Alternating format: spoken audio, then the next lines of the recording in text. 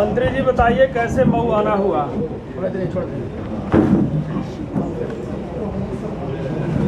पीछे करिए आप। भारतीय मऊ से थोड़ा सा तेज बोलिएगा। मऊ से एक बार नहीं कई बार यहाँ के लोगों ने हमें आशीर्वाद दिया कि हमारी कर्मभूमि है, तो यहाँ आने जाने का हम तो हमेशा आते जाते रहते हैं। लेकिन आज इस मौके पर हम अपने पुराने घर में भारतीय जनता पार्टी में शामिल होने के बाद पहली बार अपने इस दफ्तर में मुझे सौभाग्य मिला है आने का। और भारतीय जनता पार्टी और जिस तरीके से मैं लखनऊ से सुबह चला और वहाँ से लेके यहाँ तक जिस तरीके का जज्बा मैंने लोगों में देखा, उत्साह देखा, इस बुनियाद पर मैं कह सकता हूँ तो जज्बे को देख करके, लोगों के चेहरे की चमक को देख करके, आप लोग भी बहुत सारे साथी मोहम्मदाबाद कैलेंडर पर थे, सठिया में भी थे, देखा होगा आपने। तो जज्बे को देख कर मैं कह सकता हूँ इस देश की जनता, इस देश के यशस्वी प्रधानमंत्री आदरणीय मोदी को तीसरी बार फिर प्रधानमंत्री बनाने का संकल्प ले लिया है। जिस तरीके से उत्तर प्रदेश में योगी जी के नेतृत्व में इस प्रदेश का चतुर्दिक विकास हो रहा है, जिस तरीके से इस प्रदेश में अमन चैन कायम है, उस आधार पर मैं कह सकता हूँ कि हमारी सरकार ने किसी जात की बुनियाद पर नहीं, किसी धर्म और मजहब की बुनियाद पर नहीं, बल्कि इस देश में जो बेबस लाचार, जो आज़ादी के 70 साल तक अपनी पूछ और पहचान के मुहताज थे, सबके मान सम्मान के लिए काम किया है। आज मोदी जी के नेतृत्व में, योगी जी के नेतृत्व में, इसलिए मैं कह सकता हूँ कि उत्तर प्रदेश में भी 80 पार्लियामेंट की सीटें जो हैं 80 की 80 फिर जीत करके मोदी जी को प्रधानमंत्री बनाने में उत्तर प्रदेश का सबसे अहम रोल होगा। पता चला आप अपनी ही सीट पे उपचुनाव लड़ने जा रहे हैं भाजपा से। अब पार्टी, मैं तो भी भारतीय जनता पार्टी में शामिल हुआ हूँ एक सिपाही के रूप में। बाकी हमारा केंद्रीय नेतृत्व प्रदेश से जो तय करेगा हम उसका पालन करेंगे। सपा से वापस आए, सपा में जाने की ग्लानि थी। सपा से आप वापस आए हैं बीजेपी में, सपा में जब थे तो ग्लानि महसूस हुआ वहाँ पर? जरूर ऐसा था, तभी तो विधानसभा के शीत सत्र में आपसे मेरी बात हुई थी तो आप बोले थे कि अखिलेश यादव के साथ और पिछड़े समाज के साथ मैं रहूंगा और मैं बोलूंगा। 3-4 महीने में ही ऐसा क्या बदला कि फिर विचारधारा की तेजी से बदल? मुझे नहीं पता, मैंने आपसे ये सब बात किया, बुधवार में मुलाकात हुई विद्यालय, मुझे ये पता नहीं, लेकिन ज़रूर है कि आज पूरे देश का, केवल प्रदेश का नहीं, आज पूरे देश का जो वंचित समाज है, पिछड़ा है, चाहे अगड़ा हो, अक़लियत के लोग हों, अति पिछड़े हों, दलित हों, आज सारे समाज का भरोसा अपने देश के यशस्वी प्रधानमंत्री आदरणीय मोदी जी के नेतृत्व में है।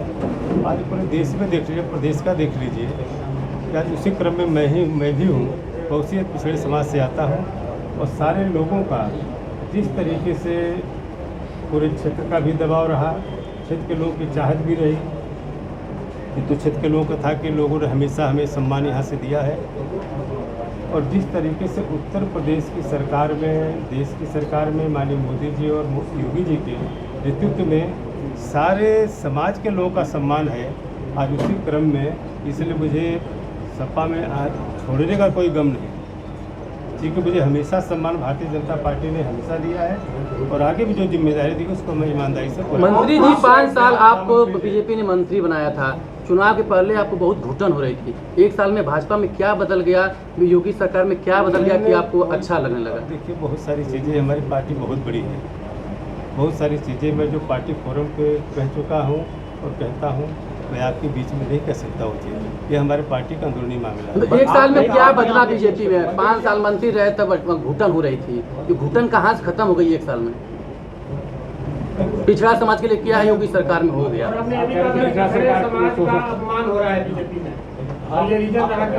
देखिए, ठीक है, मैंने इस बात को रखा था और आज भी मैं अपने केंद्रीय नेतृत्व भी मेरी बात से इस बात को सहमत है कि आज वो पिछड़े समाज के हिस्सेदारी भागीदारी के लिए आप देख लें, पार्लियामेंट से लेकर असेंबली, विधान परिषद से लेकर विधानसभा तक, और आज भी जिसकी चर्चा आप लोग कर रहे हैं, और दूसरी पार्टी को देख लीजिए जो पीडीए बना रहे हैं, और भारतीय जनता पार्टी को देख लीजिए जिसका रेट आपके सामने आ जाएगा कि कहाँ पीडीए है। योगी सरकार में पिछड़ों में क्या हुआ बताइए? 1 सालों में 5 साल आप थे मंत्री, बताए कि लास्ट में बताए घुटन हो रहा था, अब क्या घुटन खत्म हो गया? योगी कुछ कर रहे हैं? अरे देखिए, इस देश के प्रधानमंत्री आदरणीय मोदी जी जो केंद्र की हमारी योजनाएं हैं, चाहे इसमें दलित हो, एसटी का हो, पिछड़ा हो, अकलियत हो, गरीब हो, वंचित हो, सबके लिए योजना, कोई भेद नहीं है। राज्य सरकार नहीं कर रही क्या कुछ? नहीं, मेरी बात सुनिए, तो मैं उसी क्रम में कह रहा हूँ। जो हमारी केंद्र की योजनाएं हैं आज आदरणीय योगी जी के नेतृत्व में आज दरवाजे पे पहुंच रही है। कहीं भी भेद नहीं है कि पिछड़ा है तो इनको नहीं मिलना चाहिए, ये अगड़ा है तो इनको वंचित करना चाहिए, ये दलित या मुसलमान है।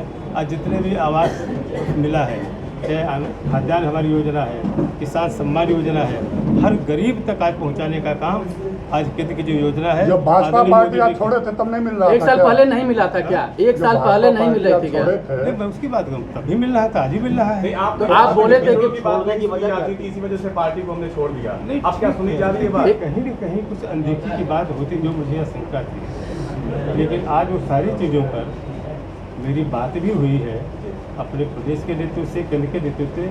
आज सारे लोग इस बात को सहमत हैं, और इस बात का सबूत यही है कि आज देश में अगर सम्मान हो रहा है, तभी आज इतनी बड़ी तादाद में जो हम 80 का 80 नारा दे रहे हैं, इसका मतलब कि पिछड़ों का सम्मान हो रहा है। इसी नाते मैं कह रहा हूँ कि 2024 में 80 की 80 सीटें जीत करके पार्लियामेंट के उत्तर प्रदेश से दारा सिंह चौहान अब घर नहीं बदलेंगे, लास्ट पर है। दारा सिंह चौहान अब घर नहीं बदलेंगे, भाजपा ये घर रहेगा। यार ये सब गारंटी तुम क्यों लेते हो? नहीं, बात भी नहीं। ठीक है, मैं पार्टी में हूँ और मैं जब तक हूँ मैं पार्टी में ही रहूँगा। मतलब अब बदलेगा कि नहीं, यही रहेगा? चुनावी मैदान में कार्यकर्ता पूछ रहे हैं कि हर चुनाव में घर बदल जाता है, इस बार बीजेपी लास्ट घर है कि फिर अवसर है? नहीं, ये मेरा ये बदलने का करने का, मैं समाजवादी पार्टी में था। आप लोग जानते हैं, चुनाव लड़ने के बाद आज तक, ये भी जाके पूछ लीजिएगा समाजवादी पार्टी से संबंधित अगर रखते हो, आज तक मैंने विधानमंडल दल के कार्यालय को नहीं देखा है। तो कभी जनता ने, तब जनता के साथ धोखा हो गया? नहीं, धोखा नहीं हुआ। कौन सा धोखा बता दीजिए? जनता ने आपको विधायक चुना, मंडल का कार्यालय ही नहीं, जनता ने आपको सपा से विधायक चुना था। मुझे विधायक चुना जी, जनता के बेहतरी के विकास के लिए जितना मैं कर सकता था इतने दिन में ही वो मैंने किया। आगे भी जो जिम्मेदारी, 1 साल में एक काम बता दीजिए, 1 साल में क्या किया आप विधायक रहते हैं? एक काम नहीं, अनेक काम है। उसकी पूरी सूची अगर जाना है तो DRDA में आप जाके देख लीजिए। यह सूची मैं आपको सौंप दूंगा, देखिए।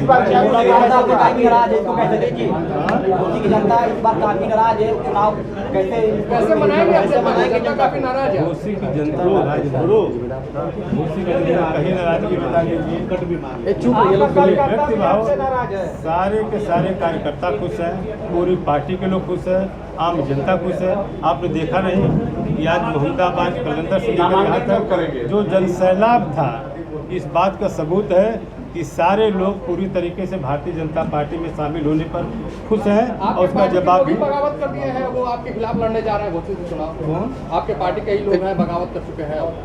पुराने कार्यकर्ता भाई मुझे नहीं पता कि कौन बगावत किया है, क्या माना होगा तो देखा जाएगा। जाएगा? लेकिन जो भी अनुशासित कार्यकर्ता भारतीय जनता पार्टी का होगा, वो निश्चित रूप से भारतीय जनता पार्टी के साथ कंधा से कंधा मिला के वो बता रहे हैं जैसे दारा सिंह चौहान पार्टी बदल लेते हैं, हम लोग भी पार्टी के वफादार नहीं रहेंगे। अब वो हर व्यक्ति की अपनी आज़ादी होती है, वो क्या सोचते हैं क्या करते हैं तो समय होता है। सुधाकर सिंह सपा से लड़ रहे हैं। सुधाकर सिंह करेंगे। अब हमारी पार्टी है, सुधाकर सिंह पार्टी जो भी तय करेगी, जो डेट तय करेगी, जब तय करेगी, तभी नामांकन होगा। पहले तो क्लियर तो हो जाए कि अगर आपको टिकट मिलता है बीजेपी से, तो आपके सामने एक समाज का दावा नेता है सुधाकर सिंह। कैसे टक्कर पिछली बार केवल 1700 वोटों से सुधाकर सिंह हारे थे, इस बार कैसे निपटेंगे? कैसे टक्कर देंगे? इतना ज्यादा अंतर विरोध के बावजूद। भारतीय जनता पार्टी के खिलाफ कोई कंडीरा में किसी का नाम नहीं लेता और किसी पार्टी से आए हम कहते हैं कोई लड़ाई नहीं भारतीय जनता पार्टी से लड़ सकता है और भारी बहुमत से भारतीय जनता पार्टी आप ही ने सपा से भाजपा को हराया था अभी पिछले चुनाव में। बीजेपी के प्रत्याशी को विजय राजभर को आप ही ने हराया था बीजेपी को 22,000 वोटों से। आप उसी को हराने की फिर हम विजय राजभर सब लोग मिल करके फिर भारतीय जनता पार्टी को जिताने का भी काम करेंगे। विजय राजभर कहीं बदला नहीं ले आपके साथ। विजय राजभर को आपने हराया था, विजय राजभर को आपने हराया था, वो बदला लेने की तैयारी में अंदर अंदर। नहीं ऐसा कुछ कहीं व्यक्तिगत वो नहीं है। कई जगह बैनर सब भी लग रहे हैं आपके विरोध में। बैनर लगते रहते हैं, आप आगे देखते रहिए ना। क्या कुछ खास होगा अब फिर अगर आप निश्चित रूप से अगर आप लोगों कहीं पे हैं, मैं मधुबन में भी पहले विधानसभा अध्यक्ष था, आप जाके वहाँ एक बार देख लीजिए जो आज़ादी के 70 साल में काम नहीं हो पाए थे वो विकास मैंने किया था। एक तो उदाहरण है वहाँ का। और जिस तरीके से कई 100 करोड़ रुपया चाहे वहाँ से बाढ़ से बचाने के लिए, चाहे रोड का मामला हो, चाहे और सारी चीज़ें, में नाम किसका भारतीय जनता पार्टी विकास के लिए काम करती है। आज योगी जी के सरकार में विकास का काम हो रहा है। अगर आशीर्वाद मिलेगा सारे लोगों का तो फिर उसी तरीके से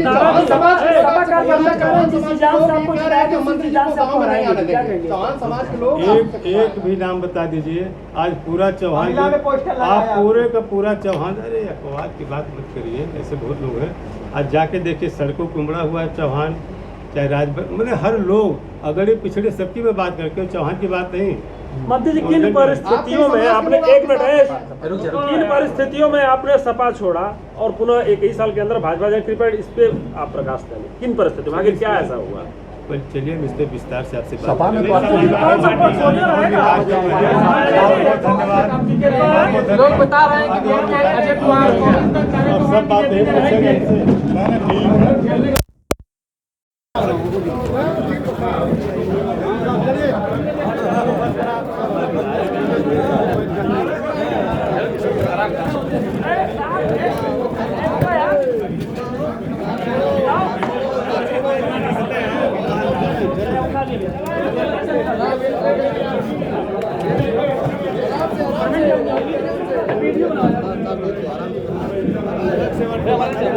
हाँ यार, का सहयोग बहुत रहेगा सही।